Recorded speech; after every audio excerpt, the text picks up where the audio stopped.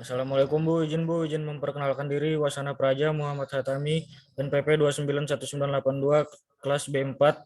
Izin memberikan presentasi terkait perbaikan nilai mata kuliah teknik pengambilan keputusan.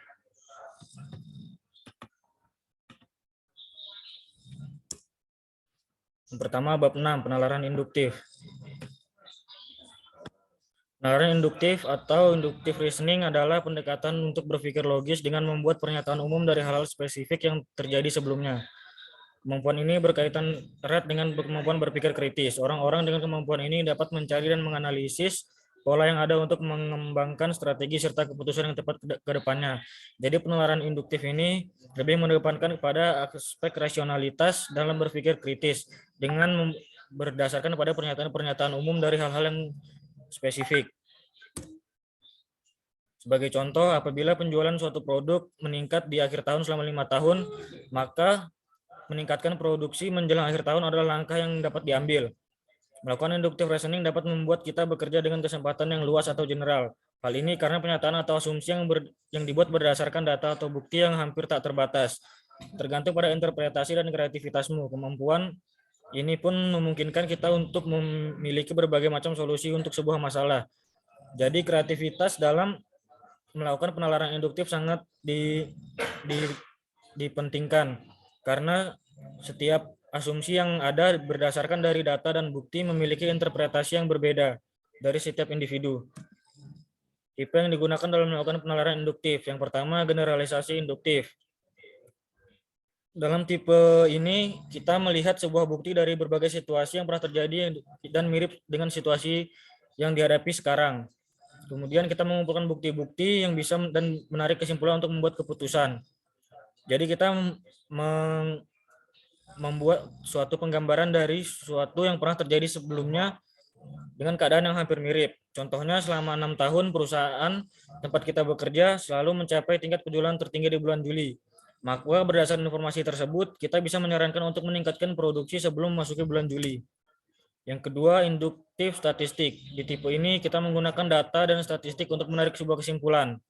Contohnya, 85% penjualan bulan lalu berasal dari e-commerce. HIJ adalah e-commerce dengan angka penjualan terbesar di antara lainnya. Berarti penjualan yang paling sering yaitu terjadi di HIJ. Dengan melakukan penalaran induktif statistik yang perlu diperhatikan adalah data yang kita peroleh harus data yang valid dan update karena data selalu berubah setiap saat. Bab 7, penalaran deduktif atau deductive reasoning adalah sebuah proses menarik kesimpulan dari sebuah premis umum untuk membuat kesimpulan khusus yang logis. Kalian juga sering disebut top-down reasoning dan tentunya sangat diperlukan di tempat kita bekerja agar membantu dalam membuat keputusan yang tepat. Dalam penalaran deduktif kita dikedepankan dalam mencari sebuah premis umum untuk membuat suatu kesimpulan yang khusus sebelum membuat keputusan. Contohnya adalah salah satu penerimaan terbesar perusahaan berasal dari konsumen yang tinggal di kota A. Berdasarkan hal tersebut, maka alokasi budget marketing di kota A bisa dinaikkan untuk meningkatkan revenue. Yang kedua, beberapa konsumen tidak puas dengan pelayanan perusahaan karena tidak mendapat arahan yang jelas. Maka yang harus dilakukan agar konsumen tidak kecewa, pemberian arahan ke konsumen harus lebih mudah dimengerti. Contoh yang ketiga, banyak orang yang belum aware dengan brand kita. Maka untuk meningkatkan awareness, presence di media sosial harus lebih gencar lagi dengan mengadakan event atau membuat banyak post. Itu adalah beberapa contoh kasus dengan premis-premis dan keputusan yang diambil. Cara-cara meningkatkan kemampuan penalaran deduktif, yaitu yang pertama memiliki rasa ingin tahu. Dengan memiliki rasa ingin tahu yang kuat, kita dapat meningkatkan kemampuan penalaran deduktif kita. Rasa ingin tahu membantu kita untuk mencari informasi penting dalam menginterpretasikan sebuah kasus. Yang kedua, mengobservasi keadaan sekitar. Dengan mengobservasi, kita lebih memiliki kepekaan terhadap lingkungan. Kita dapat menganalisis dan membaca keadaan dengan baik sehingga dapat meminimalisir resiko dalam mengambil sebuah keputusan. Yang ketiga, perbanyak pengetahuan. Pengetahuan sangat penting dalam membuat keputusan. Pengetahuan yang baik akan suatu hal yang ingin kita cari keputusannya akan sangat membantu kita dalam membuat keputusan yang terbaik. Bab 8, konteks motivasi dan suasana hati. Motivasi merupakan proses yang dimulai dengan definisi fisiologis atau psikologis yang menggerakkan perilaku atau dorongan yang ditunjukkan untuk tujuan atau insentif. Dengan demikian, kata kunci untuk memahami motivasi bergantung pada pengertian dan hubungan antara kebutuhan, dorongan, dan insentif. Dalam konteks sistem motivasi mencakup 3 elemen yang berinteraksi dan saling bergantung. Yang pertama, kebutuhan. Kebutuhan tercipta saat tidak adanya keseimbangan fisiologis atau psikologis. Misalnya, kebutuhan muncul saat sel dalam tubuh kehilangan makanan atau air. Ketika tidak ada orang lain yang bertindak sebagai teman atau sahabat, meskipun kebutuhan psikologis mungkin berdasarkan defisiensi, namun kadang juga tidak. Misalnya individu dengan kebutuhan kuat untuk maju mungkin mempunyai sejarah penyampaian konsisten. Yang kedua, kebutuhan dengan beberapa pengecualian dorongan atau motif. Kebutuhan terbentuk untuk mengurangi kebutuhan. Dorongan fisiologis dapat didefinisikan sebagai kehilangan petunjuk. Dorongan fisiologis dan psikologis adalah tindakan yang berorientasi dengan menghasilkan daya dorong dalam meraih insentif. Hal tersebut adalah proses motivasi. Contohnya kebutuhan makan dan minum diterjemahkan sebagai dorongan lapar dan haus.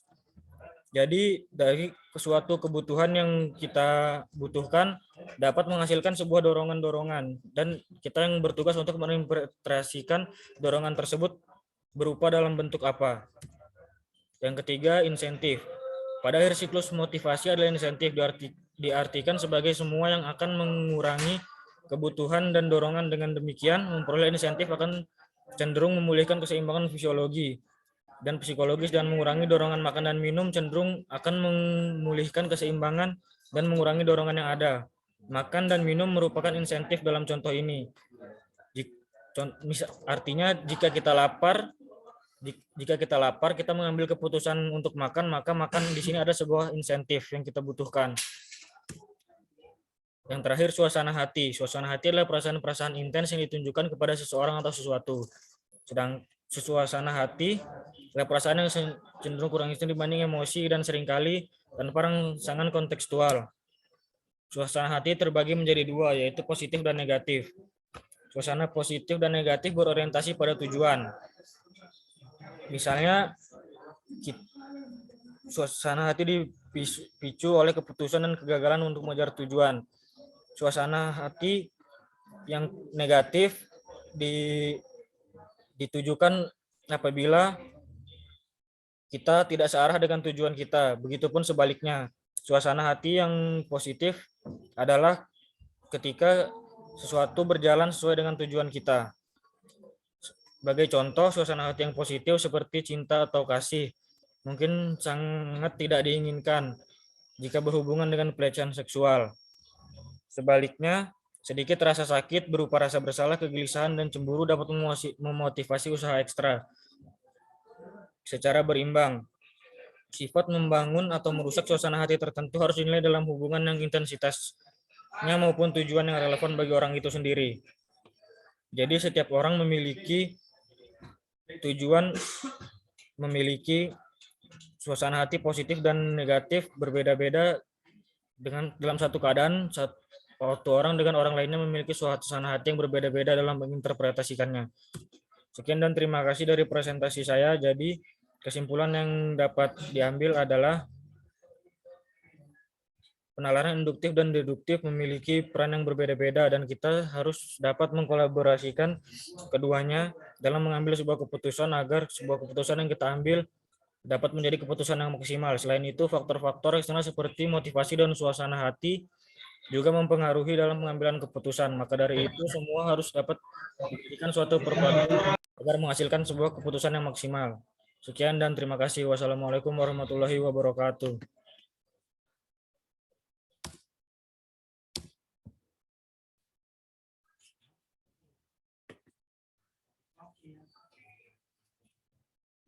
Izin Bu, selanjutnya adalah presentasi dari Eduardo Roberto Maniagasi. Waktu dan tempat dipersilakan.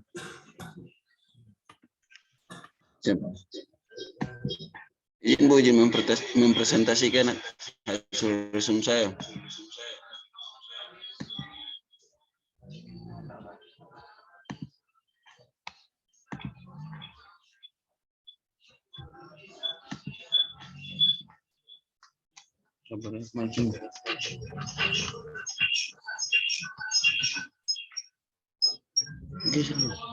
Di India, ribuan orang, kebanyakan dari mereka miskin, meninggal setiap hari karena tuberkulosis. Secara global, lebih dari 1 miliar orang terkena penyakit tropis semacam itu. Meskipun 150 miliar dolar Amerika dalam pengeluaran penelitian mana ini salah?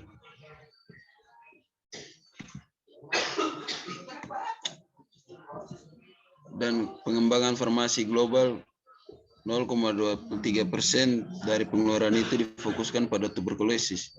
Akibatnya hanya 2 obat baru yang disetujui untuk tuberkulosis dalam 30 tahun terakhir, dan resistensi terhadap pengobatan yang ada meningkat.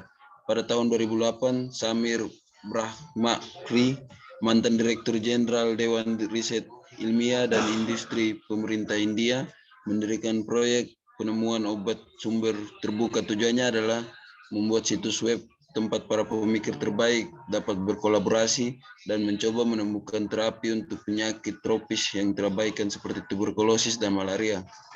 Di sisi lain, dunia dari India, kota-kota Amerika Latin berkembang begitu pesat, sehingga orang-orang berjuang untuk bergerak di sekitarnya. Penduduk San Pedro, sebuah komunitas makmur yang terdiri dari 125.000 orang di luar Monterrey di Meksiko, mengendarai lebih dari 122.000 mobil dan melakukan lebih dari setengah perjalanan mereka di dalamnya daripada menggunakan transportasi umum. Akibatnya mereka menghabiskan lebih banyak waktu di lalu lintas. Sebelum 2016, 85% anak sekolah pergi ke sekolah dengan mobil keluarga tunggal, mengganggu kesehatan dan kapasitas mereka untuk belajar serta lingkungan. Tahun itu, Graciela Reyes, seorang anggota Dewan Kota, meluncurkan program Desafios atau tantangan yang memungkinkan 50 anggota masyarakat bekerja sama dengan pemerintah kota untuk menciptakan kebijakan dan layanan yang lebih baik. Satu pertanyaan besar yang diajukan kepada warga ini adalah bagaimana kita dapat mengurangi waktu yang dihabiskan anak-anak untuk mengemudi ke sekolah, menggunakan data terbuka yang disediakan oleh kota tentang lokasi sekolah dan rute. Tim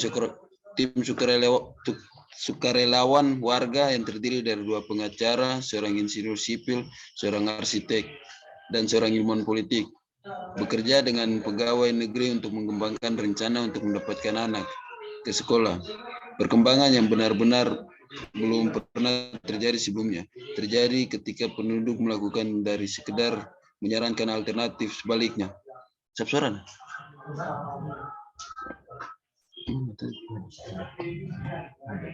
Sebaliknya, mereka bergabung dengan perencanaan kota dan pejabat kota untuk dilatih selama 10 minggu oleh mentor di seluruh negeri dan dunia tentang cara mengubah ide menjadi kebijakan dan layanan praktis. Bersama-sama pejabat publik dan anggota masyarakat ini mampu membuat solusi yang berhasil.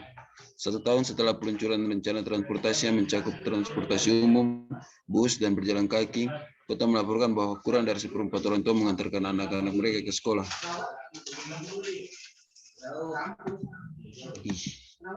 Tidak ada definisi tunggal yang sudah ada sebelumnya tentang pemecahan masalah publik. Ini belum merupakan bidang yang ditentukan. Beberapa orang menggunakan istilah inovator sosial, yang lain lebih suka agen perubahan. Universitas biasanya tidak menawarkan kursus pemecahan masalah publik atau memberikan nasihat karir yang konsisten yang berfokus pada pekerjaan kepentingan publik di berbagai sektor, meskipun beberapa menawarkan proyek batu penjuru. Dalam pemecahan masalah publik, saya berusaha untuk mengartikulasikan seperangkat alat yang dapat dipelajari, yang bila dikomunikasikan dengan keahlian materi pelajaran, memungkinkan untuk merancang intervensi yang meningkatkan kehidupan masyarakat dengan melakukan itu. Saya berharap dapat mendefinisikan apa artinya mengambil proyek kepentingan publik dari ide hingga implementasi. Pemecah masalah publik memiliki seperangkat keterampilan yang dapat direplikasi, yang dapat diterapkan pada masalah publik apapun yang membuat perubahan yang terukur. Yang pertama, definisi masalah publik. Pemecah masalah publik tahu bagaimana mendefinisikan masalah yang mendesak, yang penting bagi orang-orang nyata, dan yang dapat diselesaikan. Yang kedua, pemikiran analitis data. Mereka tahu bagaimana menggunakan data dan analisis data untuk memahami luasnya dan sifat masalahnya. Yang ketiga, desain yang berpusat pada manusia. Mereka menghindari praktik tertutup di masa lalu dan merancang intervensi dalam kemitraan dengan mereka mencoba bantu memperdalam pemahaman mereka tentang masalah dengan berkonsultasi dengan orang-orang yang terkena dampak langsung. Yang keempat, kecerdasan kolektif. Mereka mengadopsi cara kerja yang lebih partisipatif dan demokratis yang dibangun di atas kecerdasan kolektif masyarakat. Yang kelima, tinjauan bukti cepat. Mereka memanfaatkan teknologi baru untuk mencari ide-ide terbaik yang tersedia dan orang-orang terbaik yang tahu apa yang berhasil. Keenam, kemitraan yang kuat. Mereka tahu bagaimana membangun tim dan kemitraan yang melintas banyak disiplin ilmu untuk menjadi lebih efektif dalam menerapkan perubahan yang akan diadopsi dan diterima orang lain. Masih 7 menit lagi kan? 7 menit lagi.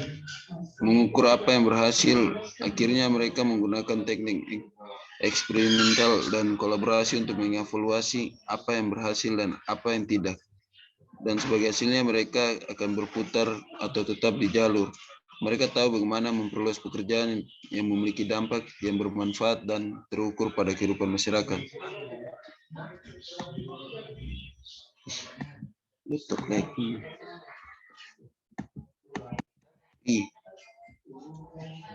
Namun pemecah masalah publik tidak sembrono. Terlepas dari kemauan mereka untuk berinovasi, mereka berpegang teguh pada nilai-nilai kepentingan publik. Mereka secara etis sadar akan kewajiban terhadap proses dan keadilan yang semestinya. Bukannya sadar mematuhi aturan, mereka bertindak dengan sigap, kecerdikan, integritas, dan fokus tanpa henti untuk memecahkan beberapa tantangan paling mendesak dan sulit di zaman kita. Akhirnya pemecah masalah publik tidak puas dengan pendekatan yang lambat dan bertahap. Mereka tidak sabar untuk memberikan hasil dalam waktu singkat dan mereka bereksperimen dengan proses cara kerja baru terlepas dari risiko melakukannya dalam birokrasi. Bab 2, Louisville memiliki beberapa kualitas udara terburuk di Amerika Serikat. Udara sangat buruk di sisi barat kota yang miskin. Sebagian besar orang Afrika Amerika. Nitrogen dioksida dan sulfur dioksida yang dipancarkan oleh karet dan pembangkit listrik tenaga batu bara di dekat lingkungan perumahan memaksa orang untuk menggunakan inhaler darurat lebih dari di tempat lain di kota. Pada tahun 2015, Kepala Inovasi Louisville, Ted Smith, mendirikan Air Louisville, sebuah kolaborasi antara pemerintah kota, universitas setempat, perusahaan sosial, sempalan bernama Propeller. Hasilnya adalah studi kesehatan masyarakat terbesar tentang penyakit pernapasan yang pernah dilakukan oleh kolaborasi publik swasta. Bab 3, setiap metodologi manajemen proyek memiliki proses, misalnya layanan digital pemerintah Amerika Serikat membuat playbook dengan 13 permainan yang masing-masing disertai dengan daftar pertanyaan, 13 drama seperti memahami apa yang dibutuhkan orang-orang dan menugaskan satu pemimpin dan meminta pertanggungjawab orang itu, digabungkan untuk menciptakan proses pengembangan perangkat lunak yang gesit. Bab 4, meskipun mungkin lebih umum untuk terlibat dalam tinjauan literatur untuk mengevaluasi kemanjuran solusi yang berbeda, terlalu jarang kebiasaan kita melibatkan studi sistematis masalah. Ketiadaan definisi masalah dari kurikulum, pelatihan kebijakan publik, dan sektor publik bukan satu-satunya tantangan untuk mengembangkan kebiasaan ini. Baik pemerintah maupun sektor lain memiliki insentif yang kuat untuk menawarkan solusi daripada meluangkan waktu untuk mendefinisikan masalah. Lembaga dan program umumnya dibentuk untuk mengelola solusi, seringkali di bawah naungan undang-undang perspektif. Begitu sebuah organisasi telah mengumpulkan seperangkat kemampuan fungsional yang tepat dan mengaturnya di sekitar proses operasional intinya, sebagian besar praktik operasional rutinnya akan terbentuk. Tulis Profesor Manajemen Publik Universitas Harvard, Malcolm Sparrow. Artinya, bahkan ketika seseorang menyadari kebutuhan untuk mendefinisikan masalah dengan cara baru, konteks organisasi yang kaku dan rangkaian solusi yang terbatas membatasi seseorang untuk menjauh dari definisi standar. Ini mencegah staf dari mengartikulasikan masalah dengan cara mungkin mengarah pada solusi inovatif dan baru. Bab 5, karena praktik semua desain berkembang selama abad ke-20 untuk memasukkan produk tidak berwujud seperti antarmuka, komputer, dan akhirnya layanan. Praktik desain manusia telah diadopsi di seluruh industri dalam desain produk, pengembangan teknologi, perencanaan, dan hampir setiap bidang lainnya. Studi antarmuka pengguna interaksi manusia komputer telah menjadi populer di bidang teknik sebagai cara untuk merancang produk yang konsumen tidak perlu menghabiskan banyak waktu untuk menguraikannya. Bab 6, kita ingin menjauh dari mendefinisi masalah berdasarkan anekdot atau kesan. Kita harus berhati-hati.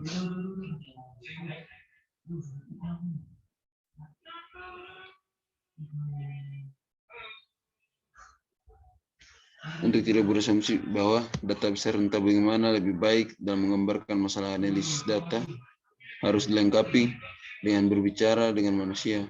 Menjadi berbasis bukti tidak bisa menjadi alasan untuk menghindari pengalaman hidup orang, terutama karena kita terlalu sering kekurangan. Iya. Karena data memungkinkan kami menemukan kesalahan outlier dan kejadian langka. Data tidak perlu menjadi sampel yang representatif dan dari populasi.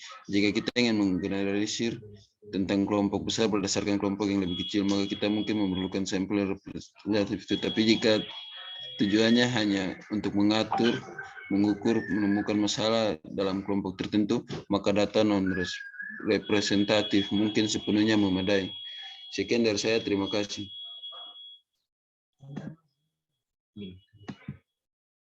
Selanjutnya akan dilanjutkan oleh rekan saya, Emmanuel Jefferson.